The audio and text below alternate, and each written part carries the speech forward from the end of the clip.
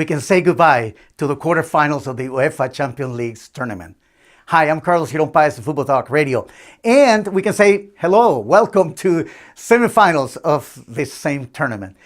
It has been a great tournament full of surprises. Up until now, with these semifinals coming up, we have two teams that I guarantee you that most of us didn't think that these two teams were going to be able to make it this far.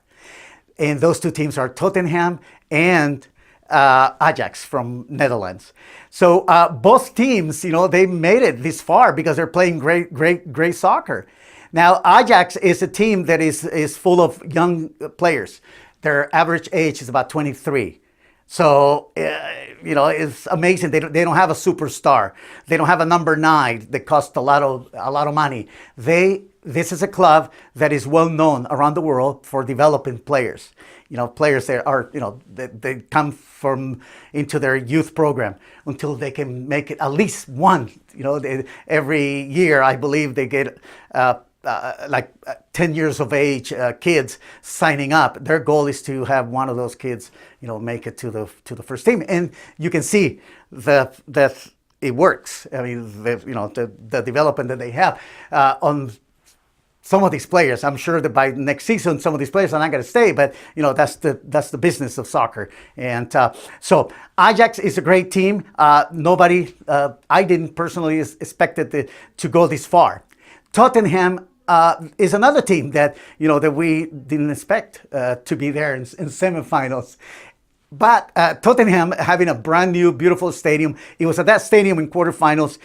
Know that they were able to beat Manchester City 1-0 on the away game, and it was against Manchester City. And even though they lost 4-3, they had a goal as a visitor, and with that goal, they were able to advance. And this is how they got to semifinals. Now, what Ajax did, like I said, in quarterfinals, eliminating Juventus, and previously they have eliminated Real Madrid. So these two teams, they're the Cinderella of these tournaments, both of them. So on April 30th is where the semifinals are going to start. And we start with the first game, Tottenham-Ajax, which is going to play on a Tuesday. And then we go on May 1st, we'll have the first game between Barcelona and Liverpool. Both the semifinals are going to be played 2 games, one home and one away. So just like the tournament has been played so far. So with Tottenham and Ajax, it's not predictable it's unpredictable who's gonna win, because both teams are, let's just say that they haven't been in semifinals for a long time. Ajax, I believe, their last semifinals was it's about 23 years ago. Okay, the Ajax was on the semifinals. Tottenham, on the other hand, has been 57 years. That I remember because it was 1961 and 62, the semifinals that they're playing it. So it has taken them 57 years to get to where they are. Congratulations, man, to this team. And they have a great coach, okay? Mauricio Pochettino, Argentinian.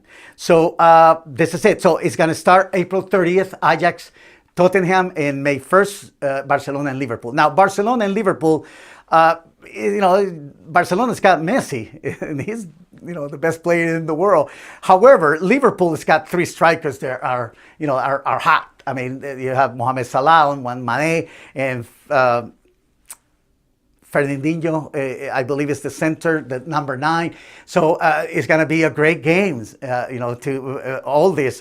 This last 8 games that we're going to have to see who are the teams that are going to be qualifying to go to the big final, which is going to be played on June 1st.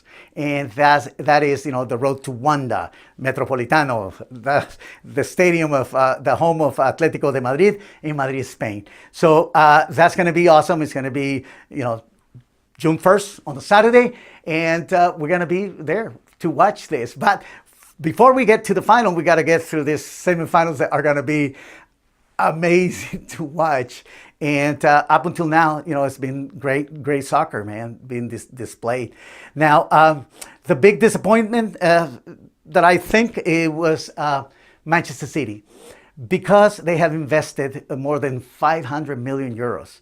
That's how much money they went out to spend and to get players, to prepare that great team that was going to be the next winner of this tournament, the champions.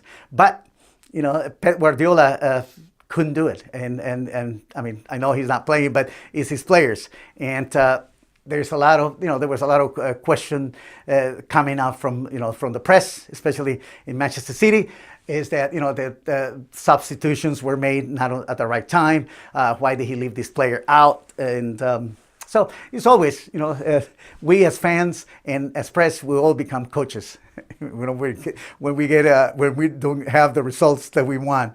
And this is what has become about this beautiful sport, that not all the teams are the same. The games have to be played. I mean, it doesn't matter the names. I mean, of this of whichever teams they have the most valuable players. It doesn't matter. The games, they have to be played. They have 2 halves and 45 minutes each, and that's what the results come out, up until today. So far, it's been an exciting tournament, and it's great to watch. And let's hope that, in my opinion, the teams that will be at the final, I believe out of Tottenham and Ajax, I can see that Ajax will move on. And from Barca and Liverpool, I can see that Barcelona will be moving on. So we'll have a final. This is the way that I think. This is my opinion. Okay, it will be between Ajax and Barcelona, and Barca will take it all. Okay, this is my predictions. So please, thank you for watching this video. Follow us on our social media.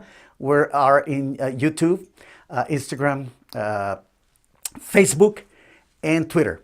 And also we have our podcast channels, are with, you can just look up, for podcasts and Futbol Talk Radio, and you'll find the different channels where we are. We have iTunes, and we have Stitcher, and several more. So it's just, it's a hobby, is to enjoy and to spend time and to talk about the most beautiful sport in the world, which is soccer, football. Okay, my last comment, it has to do with, yep, you guessed it, VAR, El VAR, VAR. That's for that's for video assistant referee. So it is the video system that is being used, in champions and a lot of leagues now around the world. They're using them, and sometimes we agree or we don't disagree. I personally don't like the VAR, because it is, the game has been playing with one man in the field. Whether he makes the right decision or the wrong decision, it's the referee. It's the referee. He has, my dad used to say, if there were players that will argue when they get a red card, and my dad, an old timer, an old soccer player, he will tell me that he had never seen a referee saying, you're right, you're absolutely right. So I'm sorry that I show you the red. So I'm going to keep this in my pocket, and you don't have a red card. So that never happened. So let the referee make the calls. That's the way that I think, and it makes him more excited. I mean, you go and you take a look at this game between Manchester City, and Tottenham, and you see that Llorente on the third goal, when he goes up, you see it on the review of the plays, that the ball hits his hand before it hits the hip. And so, but it's questionable. Yes, the referee can see all what is happening, but they have so many cameras that sometimes they are going to show the referee a shot that he's not too sure about it. So that's why they make sometimes the wrong decision, in my opinion. All right, so thank you very much, and let's keep in touch. I'm Carlos Giron Paez, the Futbol Talk Radio. Thanks.